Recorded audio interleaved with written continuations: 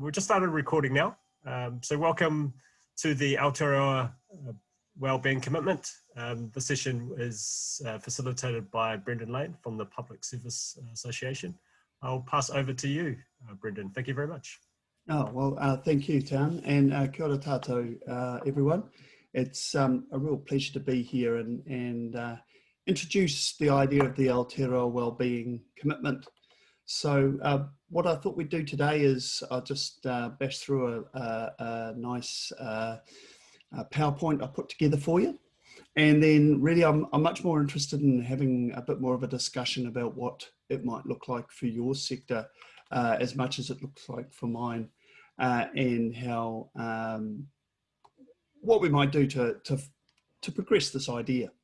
So without much more ado, I'll share my screen, and but before I do, I'll just give a bit of an introduction of myself. So I live in Auckland. I work for the Public Service Association as their campaign organiser. I've been a union organiser for nearly 20 years, and in that time I've worked for public sector unions, and I've covered sectors as diverse as education, health, local government, community public services, core public service, state service, and also had a number of sort of lead roles in various project work that unions been doing as well. So love working for the PSA. It's a great organisation, and it thinks outside the box, and I hopefully will be able to show that today as well. So I'll just set my screen up and we'll get underway. And I'm sorry, apologise, I've got quite bad asthma and hay fever as well, so I'm a little bit croaky. If I have to stop at some point and have a bit more inhaler, I apologise in advance. So this is the Aotearoa Wellbeing Commitment, and the idea behind this, I think if we're looking at our presentation today, it'll give you a bit of a background about what the PSA is, the Public Service Association, a bit more about where the Aotearoa Wellbeing Commitment has come from, and then some discussion about what the election looks like, the campaign we're running, and then next steps from there as well. So I just really wanted to start though with this quote here from the IMF of all organisations. Now normally, we as a union, we wouldn't necessarily be posting up stuff about the IMF, but I think what it indicates to me is that as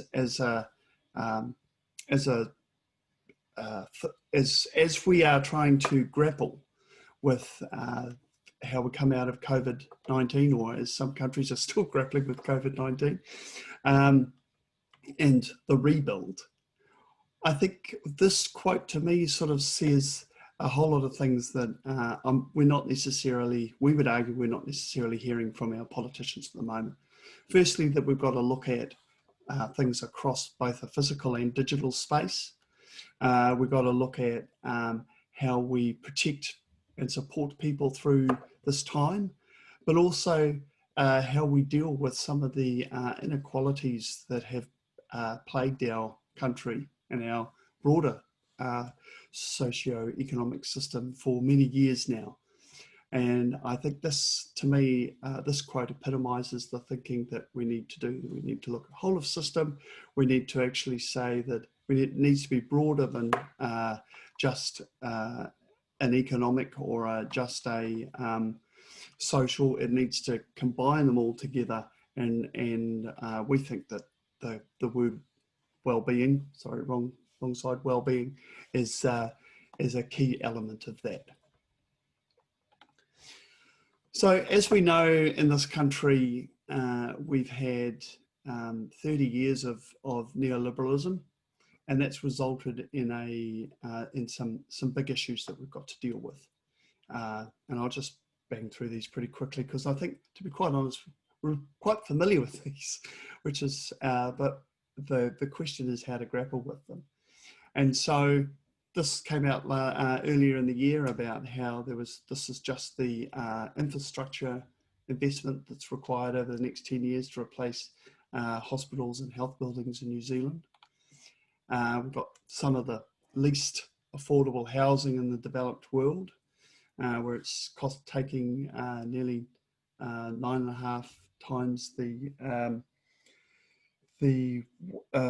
minimum wage, the average wage to save up for a house deposit. We've got this number's now out of date. We've now got just over 19,000 Kiwi families looking on the state housing waiting list. The WEAG report said that we needed to do some serious work in providing support to those who are on benefits. And so when we looked at that and when we started considering what we were doing as a union, for us, we felt that there was the opportunity really to start thinking a bit differently. So just as context, as a union, we've been campaigning in this space around some issues for over 100 years. For example, trying to achieve pay parity for women. That's a battle we've been having for over 100 years in New Zealand. We're also really conscious that a lot of our members are not highly paid, though we've got over 76,000 members, and some of them are at the topper ends of management or are highly specialised skills and are very well paid for that. The majority of our members are just above or very near or very close to the living wage, and many of them are close to the minimum wage as well. So a lot of our members are quite precarious and precariously close to falling back into that space. And then every election we've run an election campaign, and normally usually we focus on, public services and what's this party's response to this particular public service crisis that we've got or whatever. And so, and we were very much geared up to do another one of those sort of campaigns. And then COVID came along. And I think for us, this really made us sit up and take notice, because as a union, we represent members in the DHBs. A lot of our members, for example, were in the public health response. A lot of our members in the state sector or the aviation security ended up being the folk who provided the security in the isolation centres.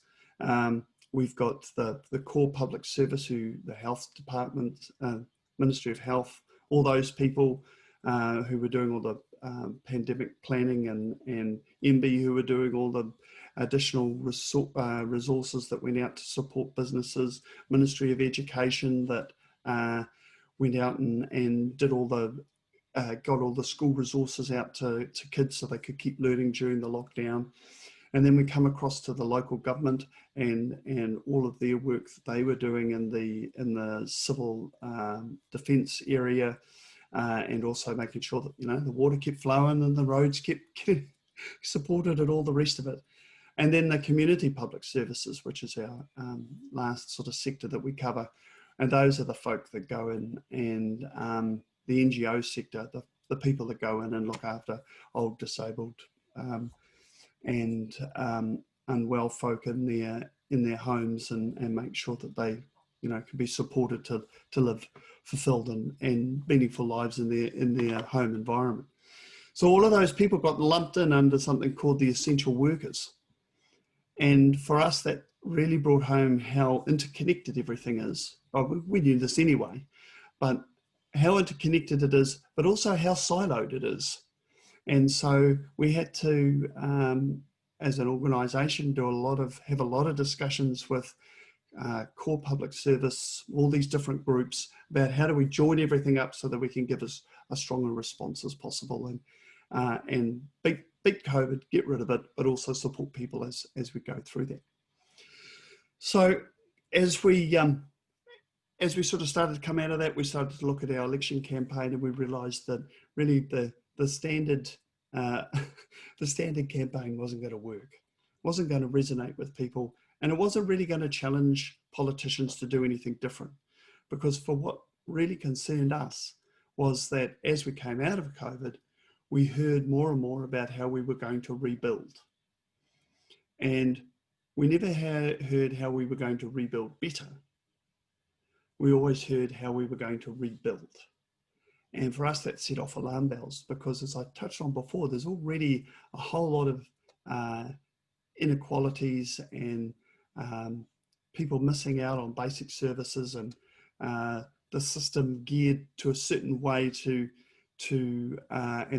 not necessarily support in the ways that it should. And so what was concerning for us was this rhetoric about how we would rebuild back, try and gain some normality coming as we came out of all of this, go back to normal, how it was before. And for us, before wasn't that great. So we had to think of another idea about, and the rhetoric from the politicians was that we were just going to go back, everything was going to be fine, and 18 months, 2 years down the track, there'd be a vaccine and it'd be all great, and we wouldn't have to, we could all get back to doing what we were doing before. But I think from our perspective, the lockdown, the mobilisation of huge areas of the government to respond to it really made us sit up, and also I think it further exposed the inequalities that exist within our society. So we said, well, we've got to put a different idea up there and challenge politicians to actually think of something different, something bigger, a way of rebuilding better. Hence our campaign slogan, let's do even better. So when we started to do the policy review and have a look around and see what ideas were out there, we were really quite intrigued with the idea of the universal basic services. So this idea has come from the Institute for Global Prosperity, and we've had great support from them in regards to getting this idea out there. It's relatively, the research behind it is relatively new, since 2007. And I won't claim to be any expert. I can give you a broad idea of what the concept is. But I think if you want to really get some better understanding of it, I'd suggest you go along to our Facebook page. And we've got an interview there from that was done about a week ago with Andrew Percy from the Institute. And he goes through how it's different from a UBI versus, and also how its relationship to taxation, which I think is a really interesting discussion. We'll potentially have that discussion just on its own. But the key, if you're going to distill it down though, the idea behind a universal basic services is how can every citizen reach their potential, thrive is a word that's often used, in the most efficient manner. So we've got to make some economic decisions about how we do that, but within environmental constraints. So for us, it's quite a revolutionary idea in that it's very broad, and as is our membership and their aspirations as both workers and as citizens of New Zealand, but also the idea that it's not just good enough to look at a strict market approach or a strict fully state approach or whatever, that the key here is to be looking at how we can do this efficiently so that people can reach their potential, can thrive, can participate in our society, but bearing in mind that we have much more environmental constraints upon us. So that's the broad concept we've got there going. So for us, we felt it was a really good concept because though it still had the state as a key provider of services, it was very much focused on if you're going to provide services for individuals, then it's really important that individuals are involved in the design of those services, because you can't thrive if you can't participate and reach your potential, all those other things, if you've just got stuff coming down from the top saying, here's our box, you've got to fit in it. All right. So we really liked that idea, but we also like the fact that part of that co-design is also involves the people who deliver stuff on the front line. And from our perspective as a union, one of our members' main complaints is that they're poorly managed by people up the top who don't have a lot of ideas about, or don't have much of a concept about what it's like to try and deliver a service at the front line. So from our perspective, we really like that co-design approach. And the other thing that we felt was really strong about the idea was that you were able to apply different lenses, what we've described as applying different lenses to the rollout of this.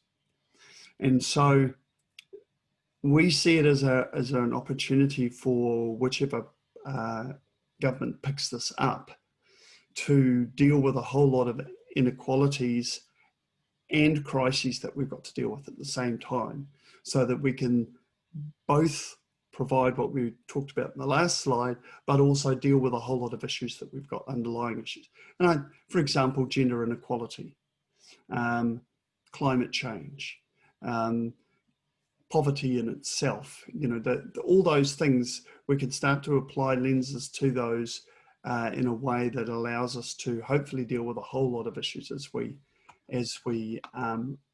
get this rolled out. So that's the Universal Basic Services. We've given it a New Zealand name, Aotearoa Wellbeing Commitment.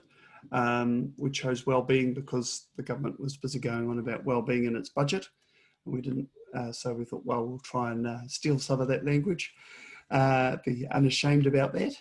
But also, I think wellbeing is one of those terms now that has gained a lot of currency, has quite a broad meaning. Still, I think people are still, there's still a bit of flex about what it actually means, so it's still a little bit malleable.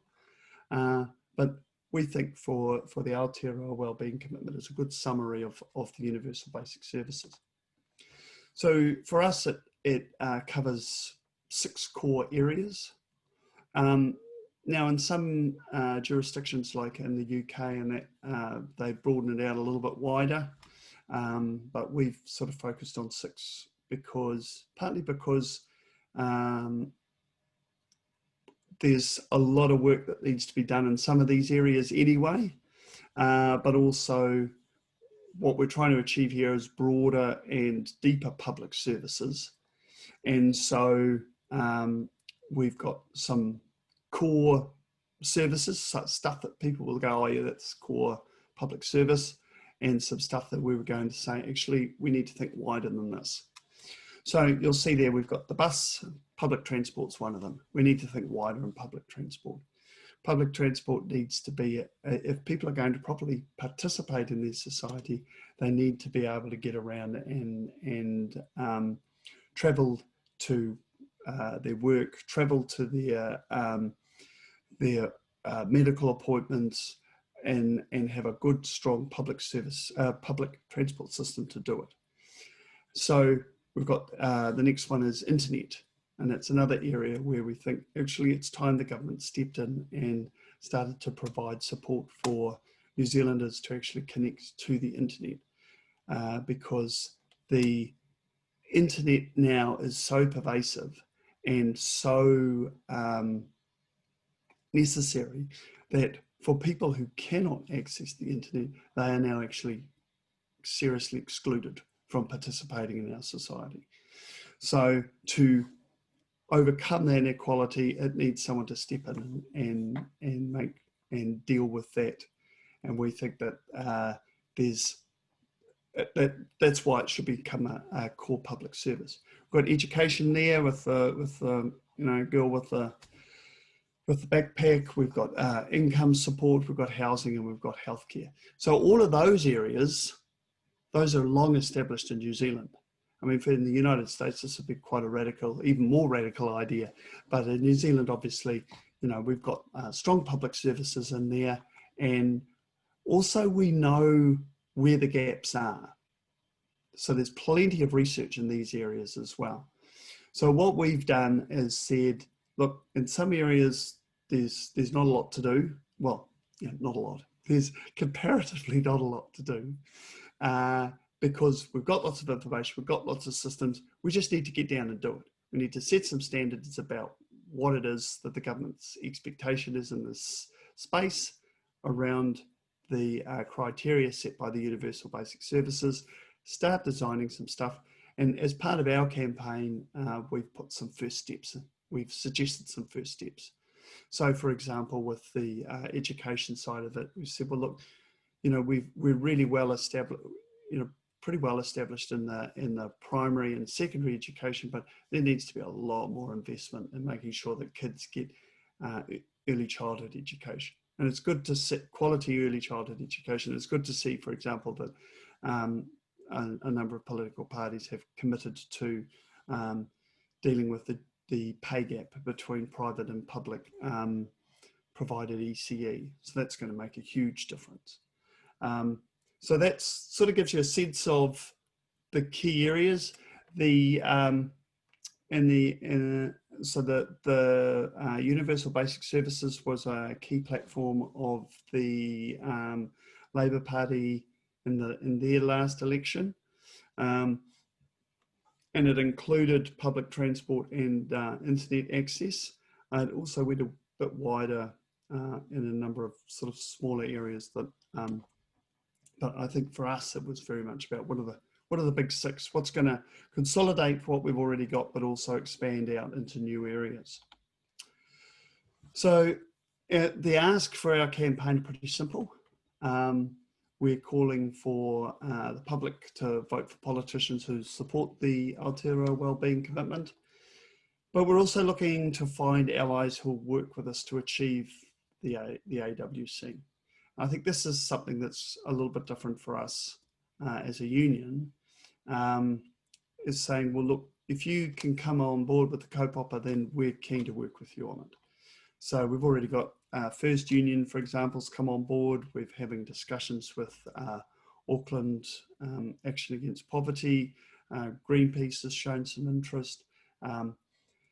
But we've also, I've also had some interesting discussions with various sort of less political groups like Internet NZ, for example. They're really interested in their whole internet access, and they're really mindful of the digital divide that we've got in New Zealand. So from our perspective, it's about really, you know, we appreciate that we've come to the party a little bit late, bringing it into the election. But this for us is a long-term campaign where we see it's got some real benefits for the public of New Zealand, but also our members as those who deliver those services. And we're really keen to keep on that discussion and see where it goes. And hopefully, I think for us, a real success would be for one of the main political parties to pick it up and run with it next election and say, here's our Aotearoa Wellbeing commitment. This is what it looks like. We'd love to have your support. So, and just a shameless plug, there's our website. I'd love you to come along and have a look around in there. We've got our first steps are in there. We've got some basic sort of campaign stuff. Our main campaign activities this year have been a bit hampered by COVID, to be honest. So we've really just focused on a couple of things of sharing our message out there on social media, having webinars such as this, and also sending a postcard to the leader of the political party who you think is going to support, form the next government, and asking them to support the Aotearoa Wellbeing commitment. So far, we've got about 18,000 postcards in circulation out there. Hopefully they'll all be delivered by election time. And yeah, if you pop on and have a look, and we'll send you out some cards, and happy to have you as part of the campaign. Here we go. Right. So, do you want me to just have a look on the side here, Tan, and answer some questions? Yeah, there wasn't any questions yet, but it'd be actually we've got the numbers that allow us to either ask for the chat or just directly to you, Brendon. I actually would start off just whilst others are thinking about the question. Would you have to just give a bit of a summary while we're being informed about the upcoming election about where the parties actually sit with this? I think the government, the incumbent, has made a bit of a mention of the wellbeing budget. Actually, that's what they called it. Yeah. Would you be able to comment on that?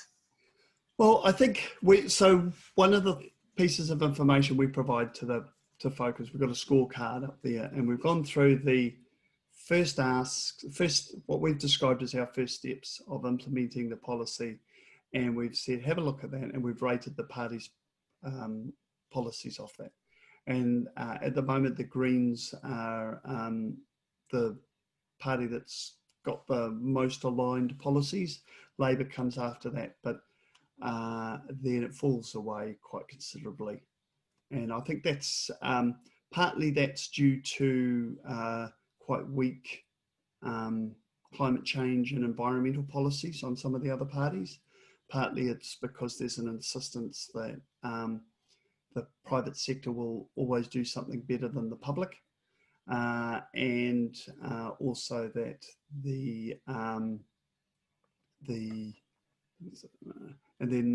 also that there's just not enough investment being made into core services where there's already been identified some considerable need. So I think just while we're on there, I think one of the important things to really stress about the universal basic services is the current tension, if you like, between private provision and public provision. And so what Andrew Percy at the Institute and his team had been looking at was trying to work out whether there was any advantage in having it all state provided, a mixed model, or privately provided, and what were the outcomes of those services as a result. And what he was finding is that when you looked at those criteria, it was very clear that there was an important role for public provision of the services, but we had to have a think about how we were also being adaptive enough to make sure that we were responding to the needs of people who were actually using those services. So it goes back to that point I was making before. And what he also points out is that if you go to a purely market-driven model or a purely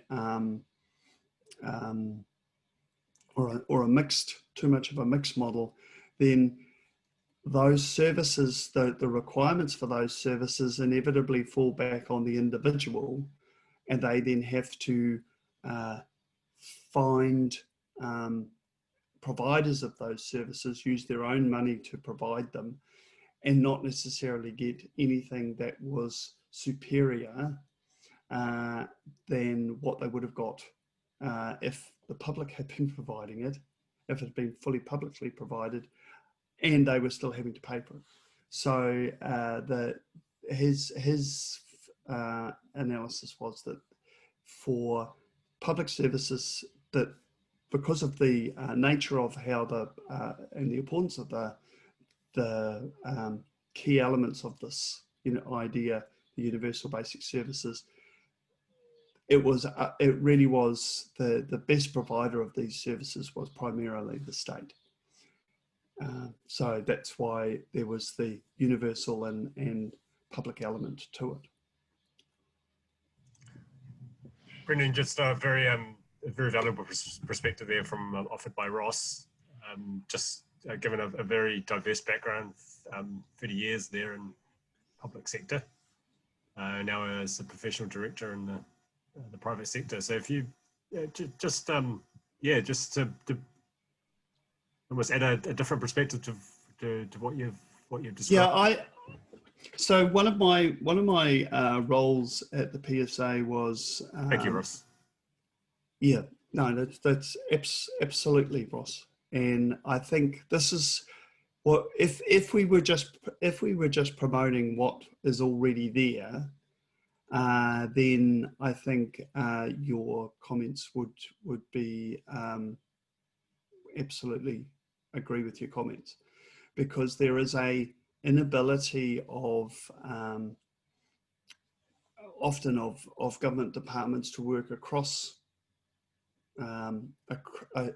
across between government departments on projects, and hopefully the new Public Service Act will change some of that.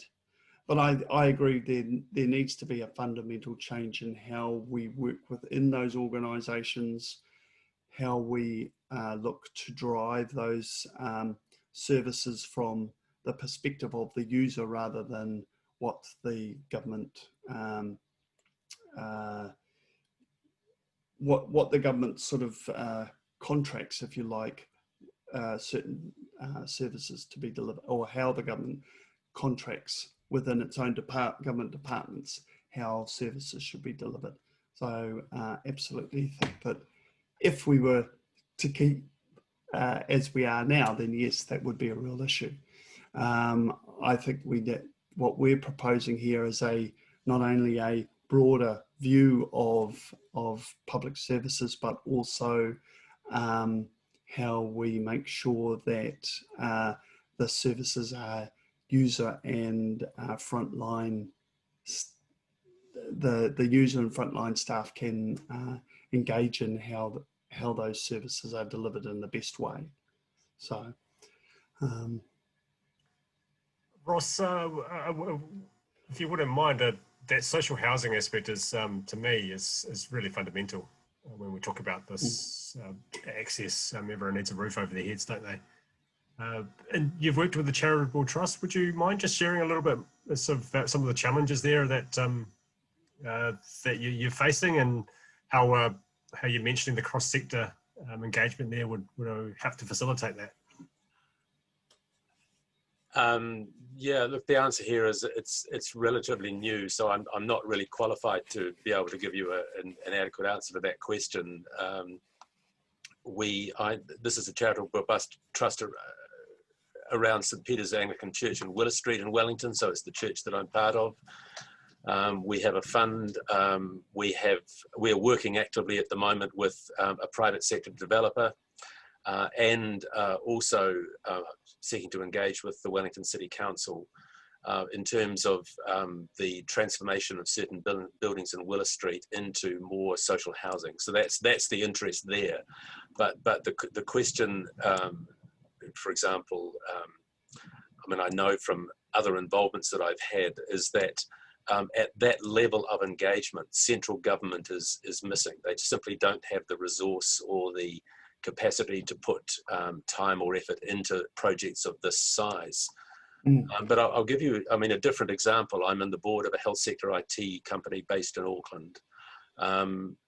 You know, it's very clear that relatively few officials in the Ministry of Health understand how private sector businesses operate. And there's an industry organisation that I'm part of, and one of the key, I guess, influences in that is trying to work with the very few government officials who understand how private sector companies actually operate, to educate them into what's going on.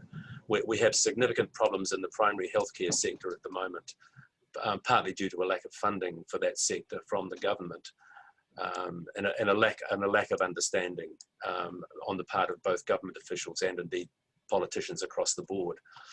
But I mean, to give you another case in point, some work that I've done recently is in the Bay of Plenty, around the town of Aotearoa.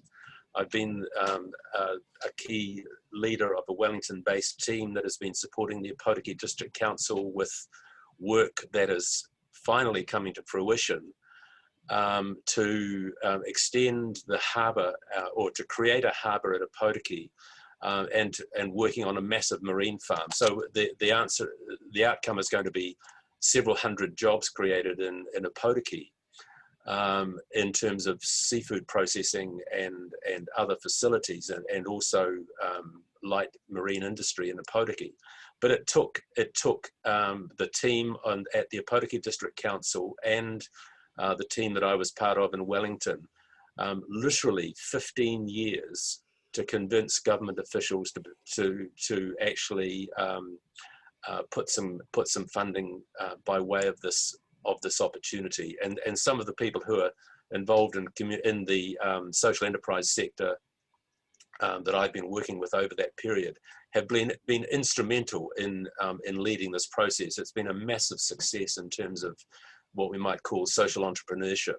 But the difficulty was, and always was, the lack of understanding by government officials. And in fact, in a conversation myself, and I'm I should declare I'm a former Deputy State Services Commissioner, in a conversation myself with a Deputy Chief Executive at the Ministry for Business, Innovation and Employment, I said to him, how many of your people actually understand how the private sector operates, what drives private sector businesses and the challenges that boards face?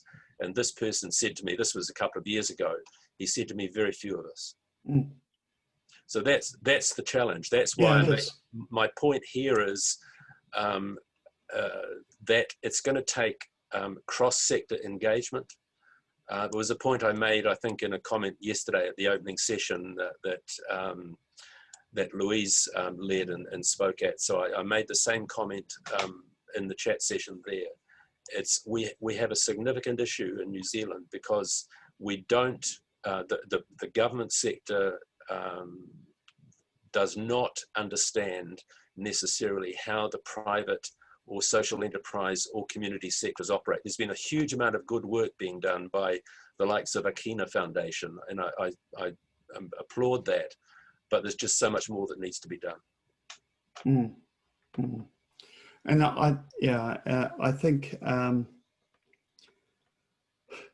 it's a big challenge because I think we're still running on a model of public services that was, when the State Services Act came in, it was quite revolutionary, but I think it did a lot of damage in siloing out government departments, making it more difficult for them they became their own entities. And I think over time that made it more and more difficult for people to work across ministries on things, on projects. And the other thing I think I've noticed in 10 years of working in the PSA is that there's a real dearth of good, strong management in the middle layers particularly of the public service, in how to problem solve and how to identify and deal with blockages and make the system work as smoothly as possible and for an outcome. And I think that's constantly the complaint of our members in the front line, is that the managers in the middle struggle to, first of all, the people at the top struggle to articulate what they actually want, and then the people in the middle struggle to make it operationalize it, and then the people at the bottom struggle to deliver on unrealistic expectations and not enough resources to make stuff happen. So it's I would agree that it'll be a big challenge for government if they take this on. We're certainly aware of those constraints. Yeah, can I respond to that, maybe, Brendon, in a particular way? If you're thinking that the new Public Service Act is the answer, then I'm not sure that we've identified the problem, because I don't believe it is the answer. I think the answer, and I as a former senior public servant, I chaired officials committees. The system can be made to work Some years ago, I co-wrote some articles for the public sector magazine, the Journal of the Institute of Public Administration, which explained how it might be done. It's a matter of, if you like, I won't call it political will. It's a matter of institutional will, mandating the right people to do the job properly. Yeah, and please, I wasn't saying it was a potential solution. I said it was an opportunity. I was meaning it was an opportunity. But we'll just have to wait and see. I mean, as I said before, as a union, we've been really keen to see how our members can participate in making the delivery of services better. And for a while, we were running a program called Transforming the Workplace, where we promoted the use of lean methodologies to improve services. And even though the union was really keen to run it, I mean, I ran the campaign, I ran the program. So, you know, constantly we'd be going to ministries and saying, here's a different way of doing stuff. Here's the results we've seen overseas of working this way. Here's how it brings people together, gets better ideas, breaks down barriers, gets things flowing and happening. And constantly we'd go, oh, yeah. No.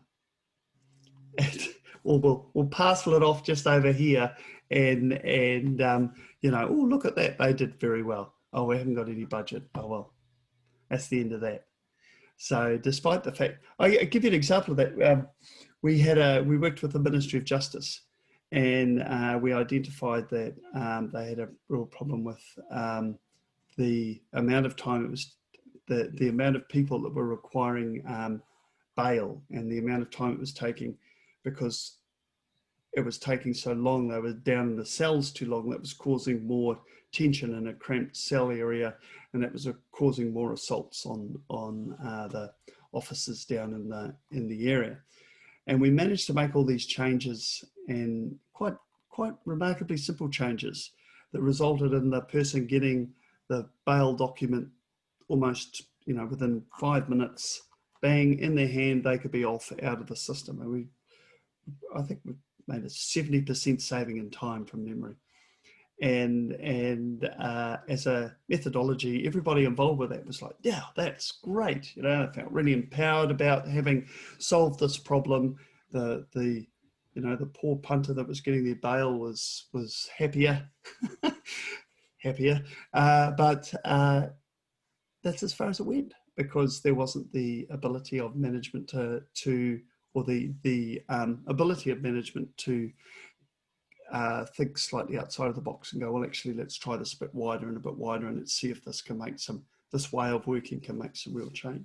So we're completely aware of the challenges within that are there.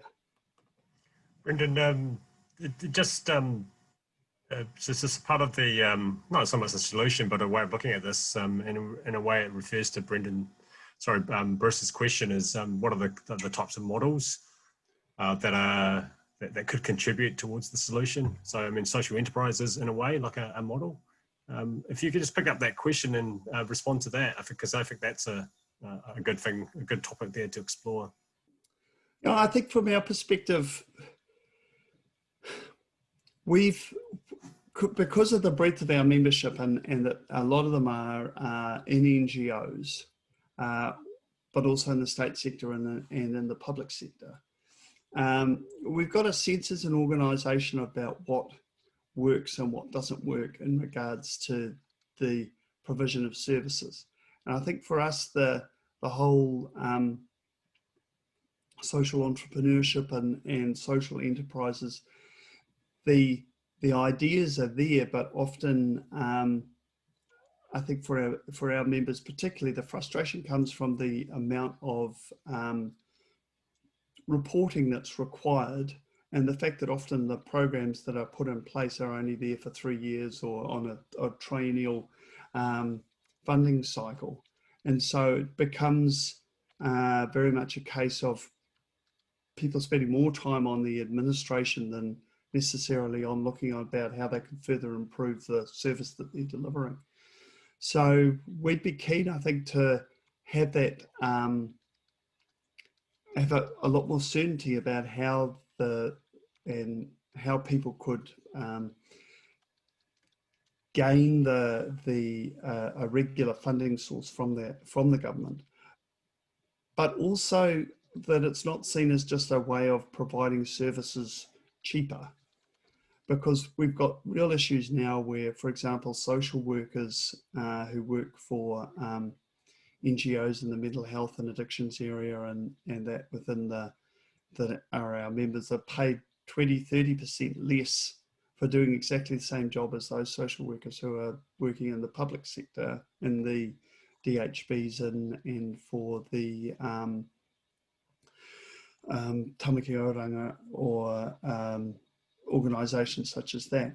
So I think for us, it's a case of let's look at how those models can be used, whatever they might be. I mean, for goodness sakes, you just have to look at the statistics to see that we've got to think differently about this stuff. But it shouldn't be at the expense of our members earning a comparable wage to. There should be some consistency in what they're earning across the public service for the skills and experience that they provide.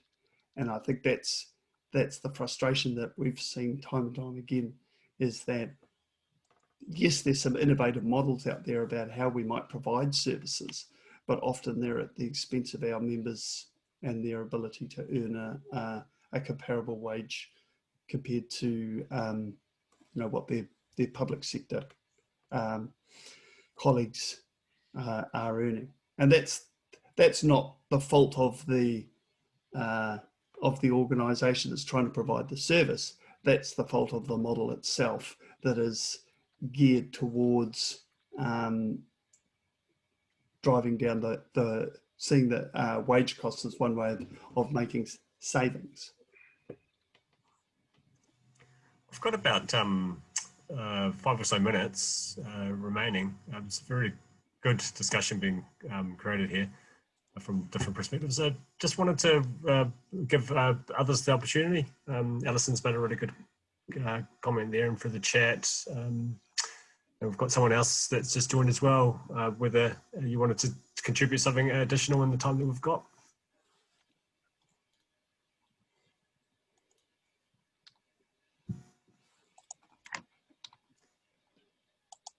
Brendon, was there anything else that you wanted to focus on a little bit more, or what are the practical things now that you'd like to ask us to do? I'll leave it up to you. Maybe I'll jump in, Brendon, while you're preparing your thoughts. Thank you, Bruce. Thank you, Brendon, for sharing what you did. I think it's important for this kind of a forum, for the Aotearoa Conversations, because quite often social entrepreneurship is portrayed as a solution in search of a problem. And so it's really good that you, at the beginning of your presentation, outlined some of those pressing social and environmental challenges, right? That Aotearoa faces, and the well-being challenge, etc., as a response to that in terms of those areas that need to be addressed. That's why I asked the question in the chat, that how you view, or how the union views this model of social entrepreneurship or social enterprise, because quite often social enterprise is described as sort of a hybrid model that bridges government, commercial, and social sectors, and somehow unites them together and provides another way of getting at it. So I thought that was, that was the motivation for my question. But at the same time, you raised the concern about neoliberal economic and government policies over the last 30 years. And critiques of the social enterprise movement have often characterized social enterprise as being the Trojan horse of capitalist expansion into the social sector. You know, it's just more of the neoliberal marketization of social services, a way for government to fob off onto someone else essential services that it should be providing. And I think that too rarely the social enterprise movement engages in that kind of a self-critical view of what it does. And maybe we let government off the hook too much, provide an opportunity for the government to say, oh, we'll give it, you know, we'll let the social enterprise sector take care of it so that we can save some money and keep rates down. I'm not saying that I agree with that critique, but I think it is a critique that needs to be heard. That sometimes, you know, it does a market-oriented approach always help to solve complex social problems? And what's the role of government in that? So I think this whole conversation in this session provides an opportunity to recognize that this kind of cross-sector blend, as Ross was saying, is so important, and that the social enterprise sector really does have something to offer towards that Aotearoa Wellbeing initiative.